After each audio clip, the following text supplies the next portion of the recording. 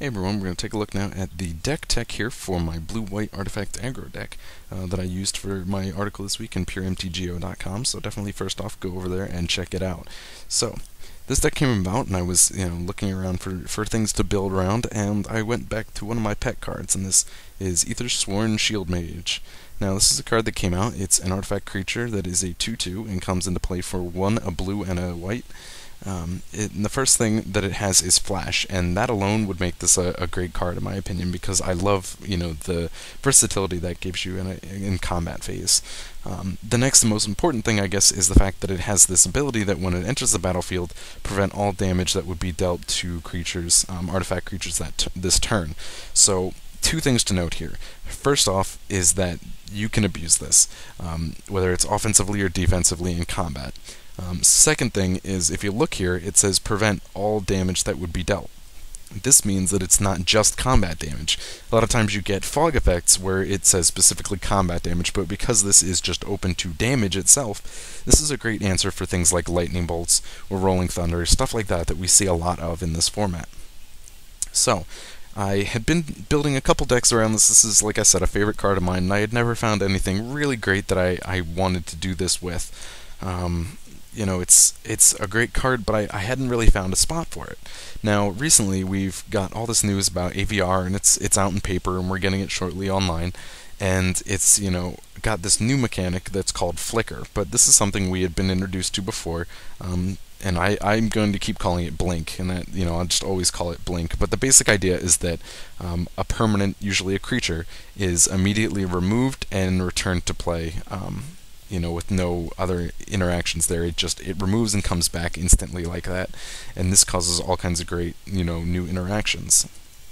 So the other great thing about these blink effects is they work really well to abuse things like these enter the battlefield triggers, and they work great, as well with evoke and stuff like that, and we're all aware of the great things that can be done. So the idea is, this card is so great, and I wanted to build stuff around this ability. So I realized that I could use these blink effects, these things to abuse this enters the battlefield mechanic, so that we can continue to use this multiple times, well beyond these 4 cards in deck. So the first thing I'm going to bring in to do this is Momentary Blink. Pretty self-explanatory, but I did limit it to 2. Now, this is only 2 cards, but we get effectively 4 uses. The only reason to use more Momentary Blinks is to basically draw into them more often. And at most, I honestly would not go beyond 3. I think it's just overkill, but having these gives us the ability. Now we are looking at, we have 4 shield mages, but we basically have 8 uses of this effect. Now there's also another great card that we can use to do this, to get this effect going more often, and that would be Glinthawk.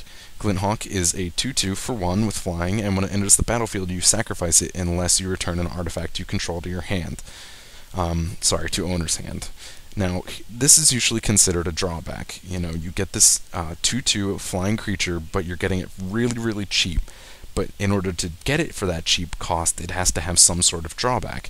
And in this case, it's that return an artifact. We see this kind of interaction with the core Skyfishers as well, where they have to return a permanent.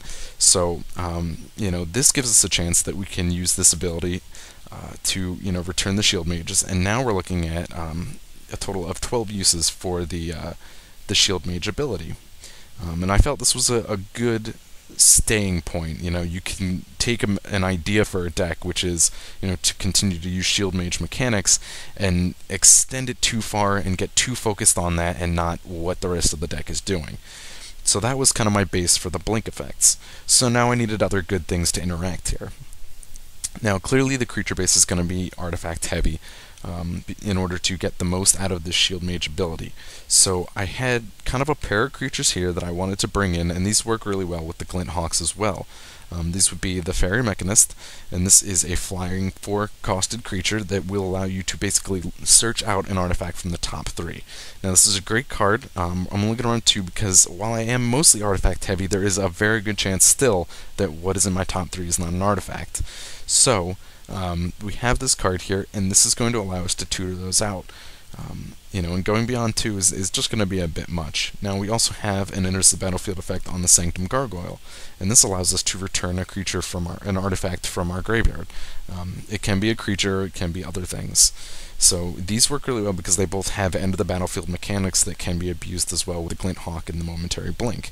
So we're taking that original concept of abusing the Shield Mage, and now we're extending it to abusing enters the battlefield mechanics. And it's this is what I'm saying. You don't want to get so focused in on just getting multiple uses of Shield Mage. That's really going to ruin your deck. The next thing I wanted to do is I'm bringing in 2 copies of the Glint Hawk Idol. This is a card that I kind of a pet card. It's one that I definitely have a lot of love for. It's a 2-costed artifact that does nothing most of the time. Whenever you put an artifact into the battlefield, this can be yours or otherwise, your opponent's, and it will activate this ability on the Glint Hawk Idol that will turn it into a 2/2 flyer. In addition to that, you can pay 1 white in order to do the same thing. Now this is great because you can activate that with these artifact lands. When you play an artifact land, it will trigger the idol.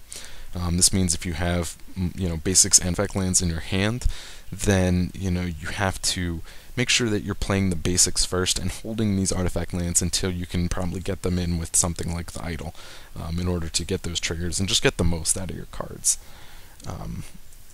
The next thing we bring in here to kind of continue abuse of this mechanic is the Golem Foundries.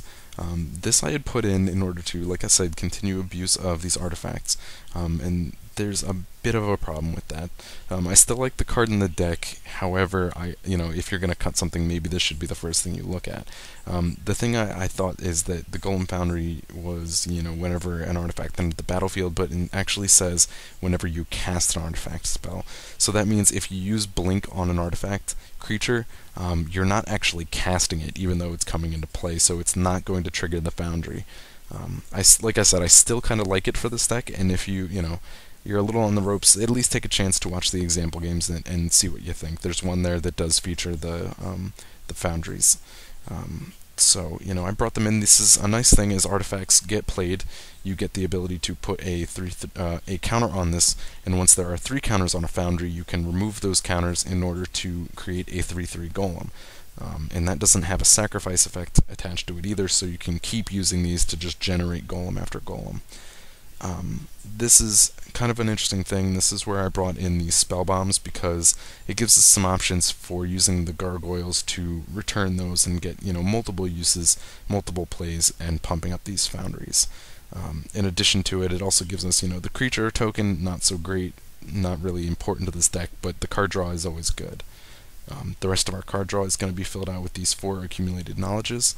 I really liked it because of the instant speed. I liked it because it generates a lot of cards in the mid to late game. It's one of the better ones, and it comes in at that nice 2 mana cost curve. And then to kind of fill out the rest of the deck, I brought in a set of mana leaks. I wanted a bit of control magic, but counterspells itself may be a little heavy. We are a little heavier on white, so we do run more plains than islands. So this having that colorless is going to be beneficial. Also, this deck can be, kind of fast. It's not going to get to a lot of late games. Most of the games will be in a mid game. In that mid game control, you do have a lot of power off mana leaks. I like to say the cutoff is somewhere around 5 lands. After your opponent gets 6 or more lands into play, then Mana Leak loses its effectiveness because he's most likely going to have plenty of mana available to him to pay this 3 cost. But I did want some counter magic. We do need some control aspects because this is very heavy on the aggro, but even aggro decks need a little bit of control in some form.